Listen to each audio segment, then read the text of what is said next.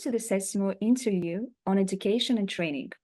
Today, we are pleased to have with us Mr. Francois Duval, the Managing Director of GF Machining Solutions in France and President of CECIMO.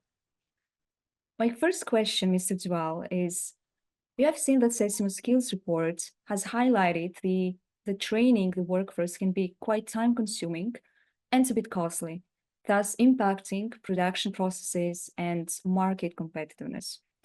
But beyond these challenges, do you see any other significant training obstacles? And do you agree that these challenges are most pronounced in production, electrical engineering, and mechanical industrial engineering departments?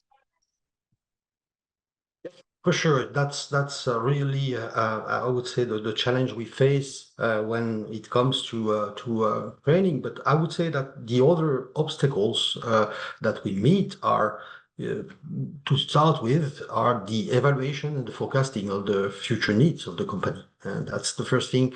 This is the first challenge we have to face, and then finding the right training session, training company or trainer within our company is also another challenge.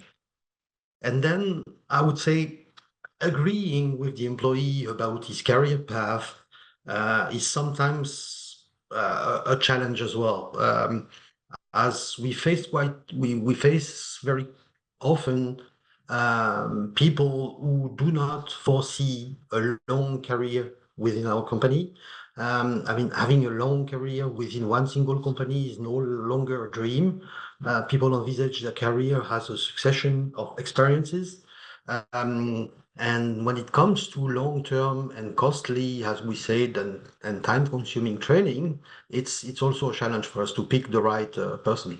But of course, I mean, to start, I should have started with that, is to find candidates that we would train and are willing to train is the first challenge we face. I mean, spending time, spending money to recruit people, to train people is one thing, but the first thing to start with is to find the right candidates, and we are lacking of candidates, particularly as you mentioned, and as the survey mentioned, in the fields of production, electrical engineering, mechanical engineering, and I would say it's even worse when the position requires traveling, such as service engineers or installation engineers, because it impacts, of course, the work-life balance.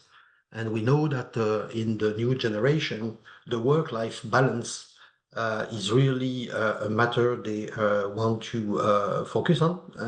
And even in the older generation, further to the COVID experience, people are more and more reluctant to work away from their usual home or a place of work. So that's what we are facing at the moment. Thank you, Mr. Duval, for your thorough answer on this question. Let's go to our second question. As job requirements evolve rapidly, reskilling is increasingly crucial, emphasizing the continuous learning, unlearning, and relearning. What are your thoughts on shifting focus from academic degrees to micro-credentials and more practical experience to better align these vocational academic skills? I would say academic degree is I would say a must or a good starting point for sure. We need educated people who know, who have some, I would say, communication skills, able to write, read, and talk properly. That's the basis. But after that, yeah, I'm really convinced that only hands-on training and micro credentials on specific topics are the right path. I mean, sending people back to school full time to relearn or to learn new things is absolutely not the most efficient way. The most efficient way is a mix between hands-on experience and learning on really specific topics, and it enriches the curriculum of the people if we can have a recognition of what they learned through their career path. So that's a kind of qualification or degree people could have by accumulating micro credentials on specific topics and their own hands-on experience. And I do believe that this is the way we should all pursue to make sure that we have people who are motivated to go for training first, and second, which are, I would say, operational at the end of the training course, because going only for academic training is not sufficient. We need really hands-on experience. Let's go to our third question that is a bit different. It's regarding how do you see AI, machine learning, and robotics impacting the job markets in the near future in the machine tool industry? Specifically, what balance of substitution, complementarity, and new task creation do you anticipate? I would say that except for really the lowest qualified basic tasks, there is no substitution at all. I mean, we are not destroying jobs through robotics or AI and machine learning.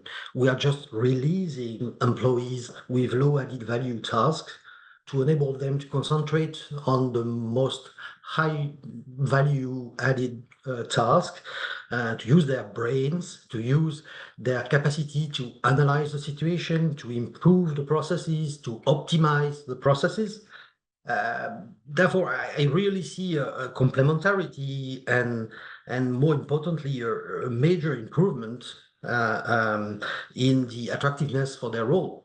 And of course, we have new tasks to create, or new jobs, new position to create in the engineering side, to create those Internet of Things machines or machine learning softwares. And that's, again, a challenge for recruitment for us, because we are competing with the majors in the retail or in the banks or I mean, in the insurance companies. The most talented master degrees or PhDs are I would say, attracted more by those big corporations than by the industry. So that's really a challenge.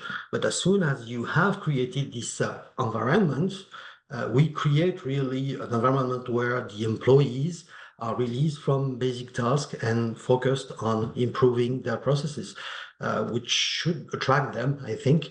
And it needs a little bit of training, of course, to understand what is at stake and what can those technologies, those IT technology, bring to them. But I'm confident that we can create a very user-friendly rendering, user-friendly environment, so that the technicians can only see the positive and not the negatives of those new technologies which are growing. Thank you, Mr. Duval, for such a positive answer. And based on this, I would also like to ask you last question regarding how do you see that education and training centers can adapt to facilitate this evolving landscape effectively in machine tool industry?